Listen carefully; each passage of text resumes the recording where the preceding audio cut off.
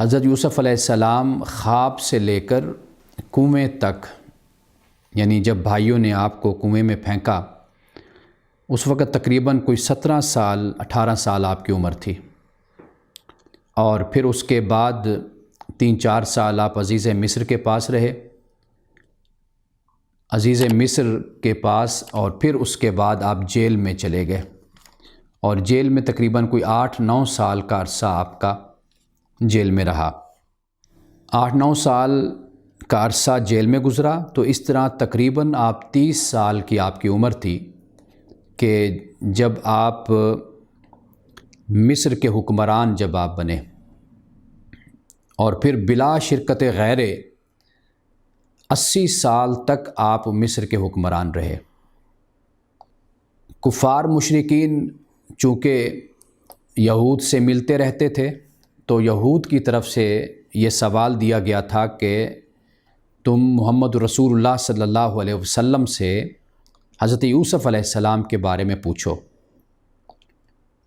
تو حضرت یوسف علیہ السلام کے بارے میں پھر کفار و مشرکین نے رسول اللہ صلی اللہ علیہ وسلم سے پوچھا، تو پھر اس موقع پر یہ پوری صورت نازل ہوئی۔ اس لیے سورۃ یوسف مکی صورت ہے۔ اس کا آغاز اس طرح ہوتا ہے، الف لام را تلک آیات الکتاب المبین، کہ یہ کتاب مبین کی آیات ہیں، یعنی یہ آیات یہ اس کتاب کی آیات ہیں کہ جو کتاب اپنی بات کو اور اپنے مدعا کو بالکل صاف صاف بیان کرتی ہے۔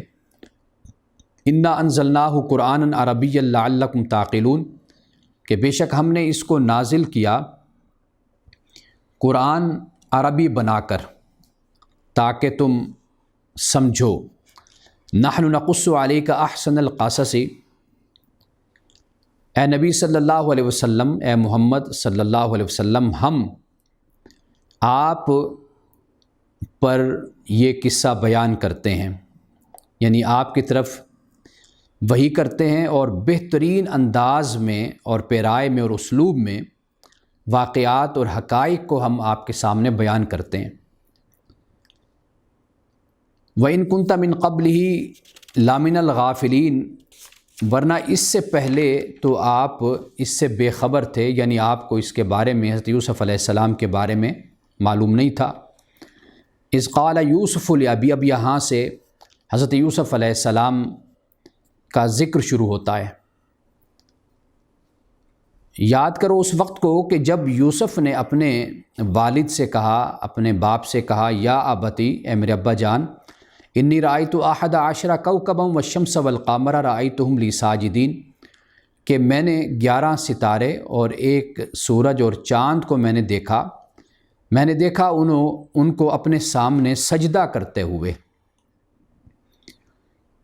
حضرت یعقوب علیہ السلام نے کہا کہ یا بنی لا تقصص، اے میرے پیارے بیٹے، لا تقصص رؤیاک علی اخوتک، اپنا خواب اپنے بھائیوں کو نہ بیان کرنا، فیکیدوا لک کیدا، ورنہ وہ پھر تیرے خلاف وہ کوئی پالیسی بنائیں گے، یا وہ کوئی پلان، کوئی پروگرام، کوئی منصوبہ بنائیں گے۔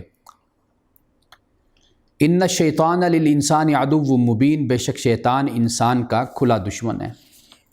وکذالک یجتبیک ربک، اور اس طرح تیرے رب نے تجھے منتخب کیا ہے یا منتخب کرے گا۔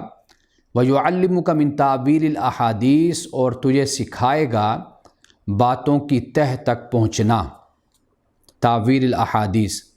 ایک ترجمہ اس کا تعبیر کا مطلب تعبیر بھی ہوتا ہے، یعنی خوابوں کی تعبیر یہ اللہ تعالیٰ آپ کو سکھائے گا، یا یہ ہے کہ باتوں کی جو گہرائی ہے، تہ ہے، اس کا جو نتیجہ ہے وہ اللہ تعالیٰ آپ کو سکھائے گا۔ وَيُتِمُّ نِعْمَتَهُ عَلَيْكَ، اور آپ پر اپنی نعمت کو تمام کرے گا۔ وَعَلَىٰ آلِ یعقوب، اور آل یعقوب پر، كَمَا أَتَمَّهَا عَلَىٰ أَبَوَيْكَ مِن قَبْلُ إِبْرَاهِيمَ وإسحاق، کہ جیسے تیرے دونوں باپ، دونوں بزرگوں پر جیسے اللہ نے اپنی نعمت کو تمام کیا تھا پہلے۔ وہ کون؟